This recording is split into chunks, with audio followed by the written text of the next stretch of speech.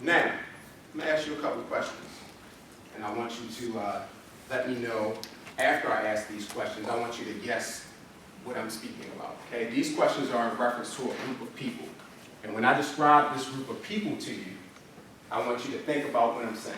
So wait until my third question. I'm going to ask 3 questions, and after the third question, I want you to see who I'm speaking about, okay? And remember, this is a group of people, okay? So, first question. What group of people do you think are on pace to have an average retirement age of 70 and above? Right now, if you know, retirement age is around 65.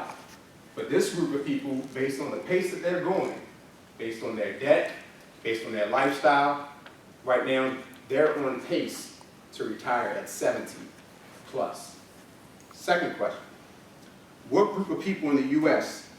do you think are most likely to die and leave their children right now with no inheritance or leave them with debt?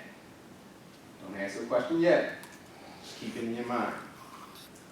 And the last question, what group of people do you believe or do you think have experienced the most loss of wealth in the last 15 years? By loss of wealth, what I'm saying is that when you estimate how much money someone has, how many cars, how many houses someone has versus their debt, whatever's left, if it's a positive, is wealth.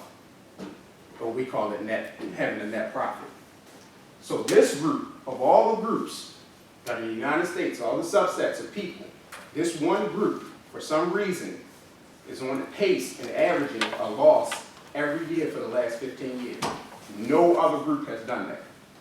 And let me ask you, what group of people do you think I'm speaking about? Any brave souls care to guess?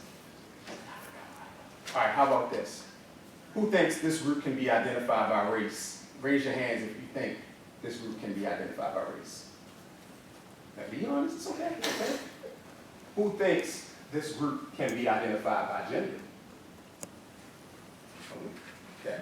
What about by education level? Who thinks this group can be identified by education level? Okay. Okay. How about by geographical location, about where you live? How many people think this group can be identified by where they live? Truth is, it's none of those things. I know, I'm sorry. The truth is, this group consists of all adults from 18 to 35. That means that's everyone in this room, outside of Yasmin. What? Everyone in this room is developed. And that's important to know, because this isn't a problem for your parents. This isn't a problem for your grandparents. This is a problem for you today, because it's a trend that's been going on for the last several years. And you're like, how can that be? People are making money, but why is this certain group of people not earning more over the last 10, 15, actually 30 years? For over 30 years, as every other group has progressed, this group of people, for some reason, have not been able to build wealth. It's not because this group are not finding jobs. I know that's out there and that's heard, but that's not the excuse. That's not the reason I'm going to tell you that. It's not what's happening. It's not because this group just wastes money all the time. No. It's because this group of people, which include myself, have to deal with more loans and more debt than ever before. This is why we're on pace to retire in our 70s. Who here wants to work until they're 77? Nobody? No? Nobody? No? What about 65? 65 okay? That's okay? Okay. Well, guess what? A part of you protecting yourself against this trend is also deciding when you want to retire. Now, by retirement, I'm not talking about just not working. Retirement, to most people, when they hear that word, they just say, that's when I'm going to stop working, when I'm just going to travel, do different things. No. Retirement today, in the terms that I'm speaking about, has specifically to deal with when you do not have to work to pay off debt. When you don't have to work to pay off debt. There's a difference. I can retire from work and still have tons of debt to pay off. Therefore, I still need a certain amount of money to come in each month, each week. But then there's a level of retirement where basically you don't have to worry about bills, where all your needs are taken care of because you've actually saved enough money and you've put enough money up. Where guess what you can do? You can be 40 years old and retire in those terms and still go into a second career. You can build a business. You can choose to work part-time and travel for the rest of your life. That's why this is important today, because when we speak about financial affairs, it's not about simply having a certain amount of money in your bank account. It's about what's at risk if we take on too much debt. When we enter the workforce, when we turn 18, something happens. Okay, something happens to all of us. Who here has played the game of Monopoly? Raise your hand. Okay, so I got Monopoly players. Good.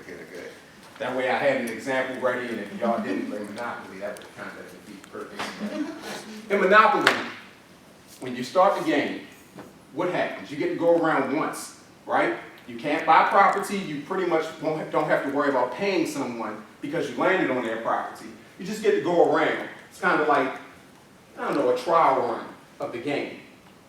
Well, that can be compared to what your life is like before you're 18.